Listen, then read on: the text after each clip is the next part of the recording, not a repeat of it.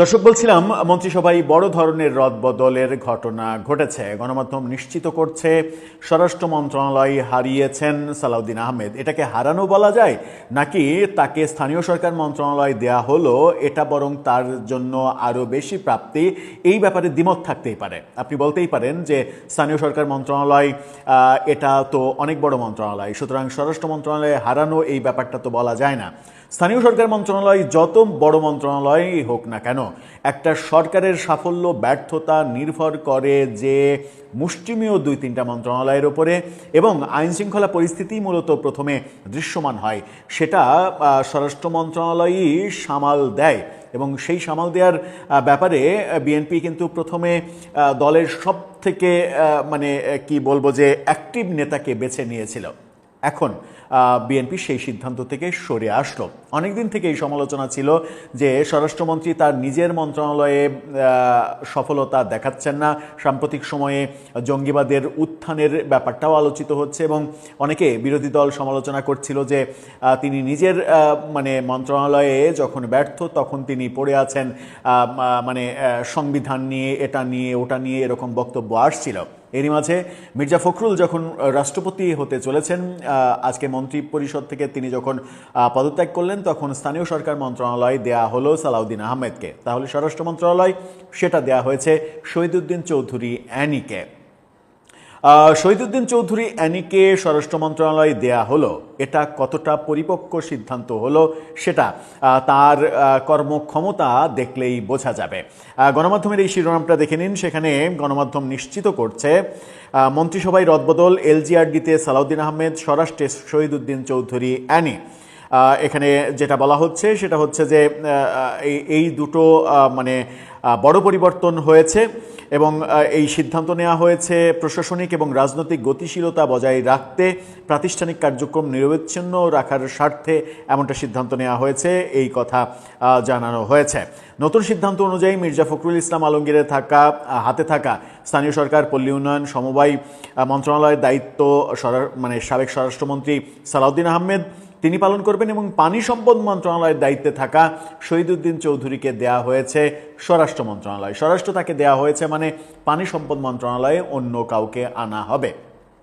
স্বরাষ্ট্রমন্ত্রীর ঘাড়ে নিশ্চিত করে অন্য মন্ত্রণালয়ের দায়িত্ব থাকবে না, কারণ স্বরাষ্ট্র মন্ত্রণালয় এমন একটা মন্ত্রণালয়, এই একটা মন্ত্রণালয় চালাতেই অবস্থা ত্রাহি হয়ে যায়।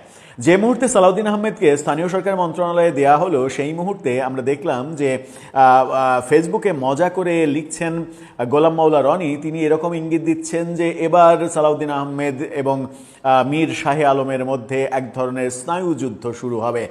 দলে সালাউদ্দিন আহমেদ প্রচণ্ড প্রতাপশালী, এবং মীর শাহে আলম তার সঙ্গে প্রধানমন্ত্রীর বন্ধুত্ব আছে। এই ব্যাপারটা গত 5-6 মাস তিনি প্রতিমন্ত্রী হওয়ার পরে অনেক বেশি আলোচিত হয়েছে, এবং তার বিভিন্ন কর্মকাণ্ড সমালোচিত হয়েছে।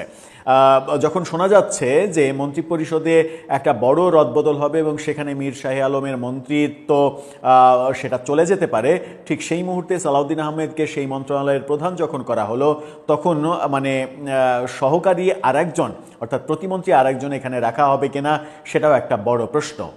এমন হতে পারে যে এই মন্ত্রণালয় থেকে মীর শাহে আলমকে সরিয়ে দেওয়ার ঘটনাও ঘটতে পারে। বলছিলাম প্রথমে যে আগামী 1 থেকে 1.5 মাসের মধ্যে অনেক কিছু ঘটবে। সরকারের ভেতরে বড় পরিবর্তন দেখা যাবে, রাজনৈতিক মাঠে অনেক পরিবর্তন দেখা যাবে। এই পরিবর্তনগুলো হবে। সরকার খুব দ্রুত, যেটা প্রেসিডেন্ট নির্বাচনের পরে মন্ত্রিপরিষদে একটা বড় পরিবর্তন আনবে। সেখানে মীর শাহে আলম বাদ পড়তে পারেন, সেখানে শিক্ষামন্ত্রী পরিবর্তন হতে পারে, সেখানে অবধারিতভাবে বিদ্যুৎ মন্ত্রণালয়ে একটা বড় পরিবর্তন আসতে পারে, বিদ্যুৎ মন্ত্রীকে সরিয়ে দেওয়া হতে পারে, কারণ এই সরকারের সব থেকে ব্যর্থতার পরিচয় দিয়েছেন তিনি। নানা কারণে শিক্ষামন্ত্রী বিতর্কিত হয়েছেন।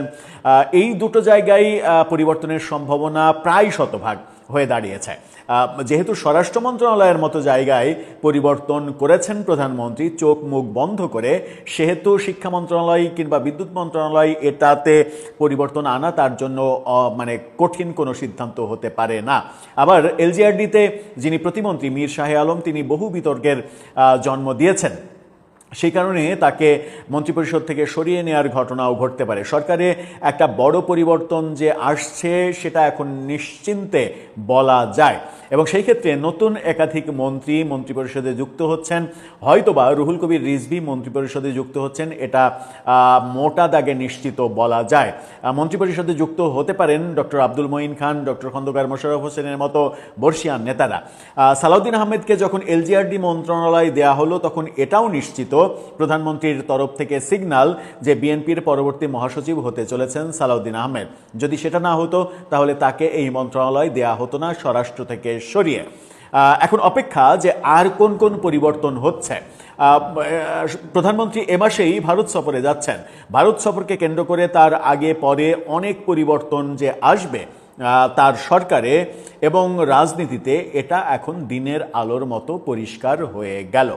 দর্শক, আপনি কি মনে করেন স্বরাষ্ট্র মন্ত্রণালয়ে সালাউদ্দিন আহমেদই ভালো ছিলেন, নাকি শহীদুদ্দিন চৌধুরী অ্যানিকে যে আনা হলো সেটা ঠিক হলো, নাকি বিএনপি একটা বড় ধরনের রিস্ক নিয়ে নিল স্বরাষ্ট্র মন্ত্রণালয় নিয়ে?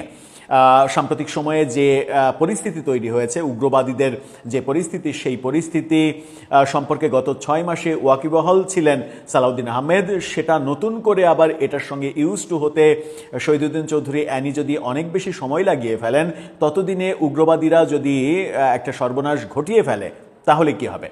আমরা প্রত্যাশা করব শহীদুদ্দিন চৌধুরী অ্যানি তার ক্যালিভার কাজে লাগিয়ে তিনি প্রমাণ করবেন যে তিনি এই মন্ত্রণালয়ের জন্য পারফেক্ট। সেটাই হবে কি? দর্শক, আপনার মতামত জানিয়ে লিখতে পারেন আমাদের কমেন্ট বক্স।